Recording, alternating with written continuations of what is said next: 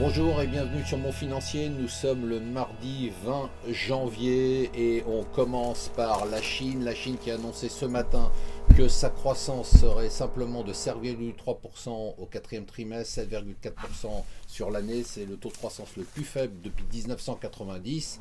Et pour arranger tout ça, le gouvernement a décidé d'augmenter les marges sur les actions pour éviter la spéculation. Je vous rappelle que le marché de Shanghai a monté de plus de 50% l'année dernière et du coup hier ça a été une chute de 7,7% à lire. C'est vraiment passionnant. Dans le Wall Street Journal on raconte comment Goldman Sachs a arrangé un deal à près de 835 millions de dollars pour la banque portugaise Espírito Santo quelques semaines avant la faillite de la banque. Et aujourd'hui la banque centrale qui a repris le contrôle d'Espírito Santo dit attendez, nous ce prêt il est bidon, on ne le remboursera pas. Voilà, le courage a fait long feu, Macron recule, le travail du dimanche, eh bien ça sera toujours soumis à l'autorisation des maires. Voilà, ça n'a rien changé.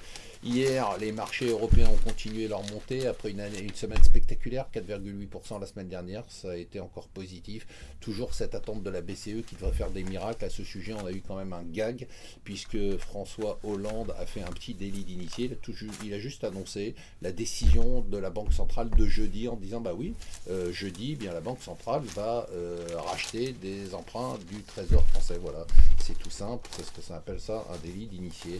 La Russie va mal, très mal, très mal, 5% normalement de récession, de décroissance l'année prochaine, une fuite des capitaux qui pourrait atteindre les 150 milliards de dollars et ce n'est pas fini.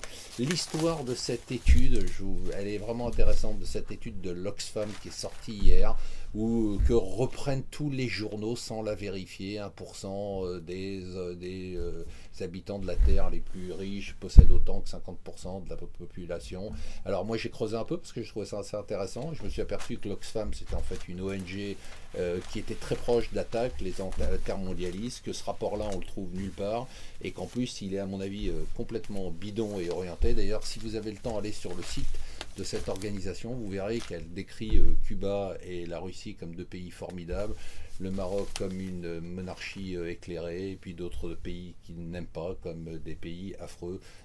Donc bon, probablement que c'est vrai, mais ça occulte des données que je vous conseille de lire dans le rapport de l'ONU sur la pauvreté dans le monde, et vous verrez que la pauvreté dans le monde a reculé de façon spectaculaire depuis 15 ans. Voilà, le gouvernement et le choc de simplification. Si vous voulez vous amuser, lisez le Parisien qui raconte les affres du compte de pénibilité. Quand je dis vous amuser, c'est vraiment pas drôle pour les entrepreneurs parce que c'est un véritable casse-tête. Voilà, restez avec nous sur Mon Financier.